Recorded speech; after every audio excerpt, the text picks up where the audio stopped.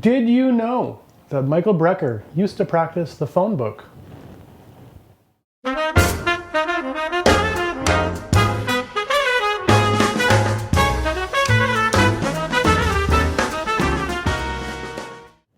Hello, I am the Saxophone Oracle, and today I want to talk about practicing the phone book.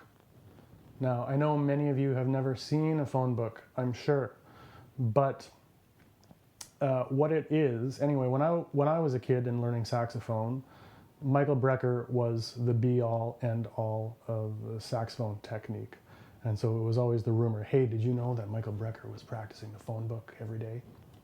And I'm sure in Michael Brecker's time, it was like, hey, did you hear that Coltrane was practicing the phone book? And Train was probably, you hear Charlie Parker was practicing the phone book, and so on and so on. I never had the pleasure to meet Michael Brecker in person, so I didn't get to verify if this is true or not, but this is a really cool exercise that I want to show you. Okay, so when we used to have phone books, you'd open it up and you'd have these phone numbers, either 10-digit sequence or 8 digits, what have you. What I've done, I went on the internet, I found a random number site, just a randomizer, integers. So I picked 8 digits and I printed off a sheet like this.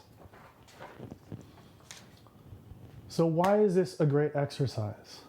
Well, because it's very important for us as improvising musicians to learn to think about our scales in terms of scale degrees, or think of chords in terms of their numerical position in the scale, right? Like 2, 5, 1. So 2 is off the 2nd degree of the major scale, 5 dominant is off of the 5th degree of the major scale, 1. Why do we need to think of them numerically? Well, it's going to help us to transpose. And the quicker we get at this, the more natural it becomes to us, the easier it is for us to learn songs in different keys, learn patterns in different keys, just get around our instruments more fluidly. It's super important to think of our scales and our chords, progressions numerically.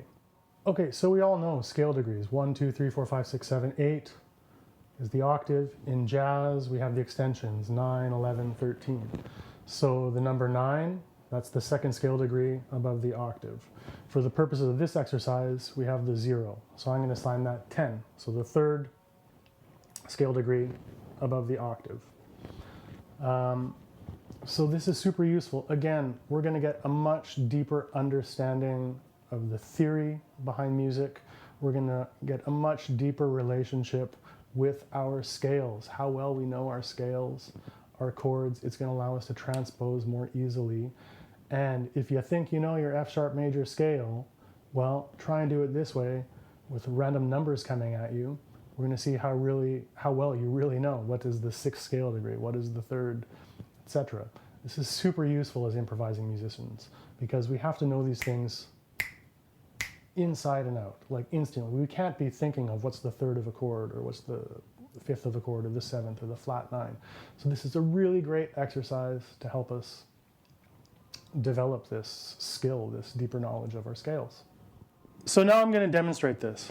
Again, I printed out this random list. It's easy to find on the internet.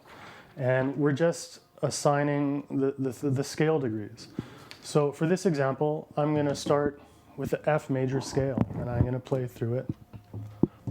I'm going to do this with a metronome. So it's going to, if I do it with the metronome, we're doing it in time, and it's going to force us to think ahead. It's going to make this become more ingrained, more second nature to us. So start slowly. I'm going to put the metronome at 70 beats per minute. So pretty comfortable. As you get better at this, then you can up it. So let's start 70 beats per minute. 70 beats per minute, key of F. I'm just going to go for the first few.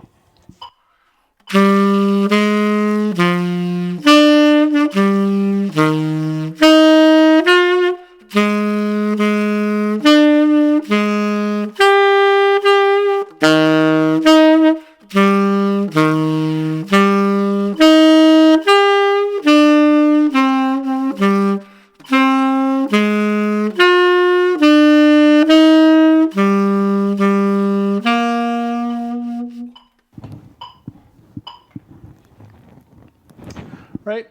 So we get the idea. Simple as that. We could do it in eighth notes. We could up the metronome. We could do all kinds of rhythmic things with this exercise, but that's the basic idea. So I picked the key of F, and I'm just playing the numerical value of the scale degree. So it's a really good mental game, and it's really good technically because you don't know what's coming at you. So for technique, it's great. It's kind of a form of sight reading, but really it's about ingraining that ability to associate each note of the scale to a numerical value. It's going to help us so much transposing. So this is a great technique exercise, and it's really good for that. I'm going to do a few more. Now I'm going to go into F sharp major.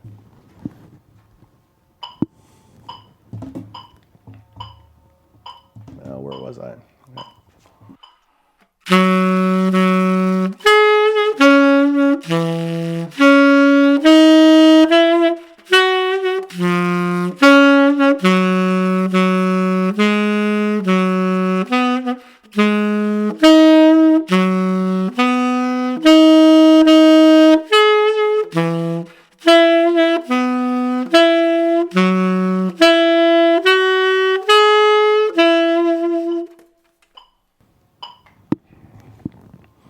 That's it. I think I flubbed one. My G sharp key didn't open on one of them. But you get the idea. And you can see how if you bring this at a quicker tempo, it becomes extremely challenging mentally and technically. Great. So that is how to practice the phone book. So I don't know if Michael Brecker ever did this, but I sure know that he would have been really, really good at it. This is a great exercise so that we really, really know our scales. You can do this in major. You can do this with your minor scales. You can do this with all the modes, you know. You can do this with whatever, Phrygian mode or Locrian mode, however you want to do it. We can add difficulty to this as we go. We can assign a rhythmic aspect to it. But I think this is a really fantastic exercise. All you need is your horn and a random list of numbers that you can print off the internet. Or if you have a phone book kicking around, you know, play through it once a day for 5 minutes. Pick a key and play a page. All right, so I am the Saxophone Oracle. I hope you found this video interesting and useful.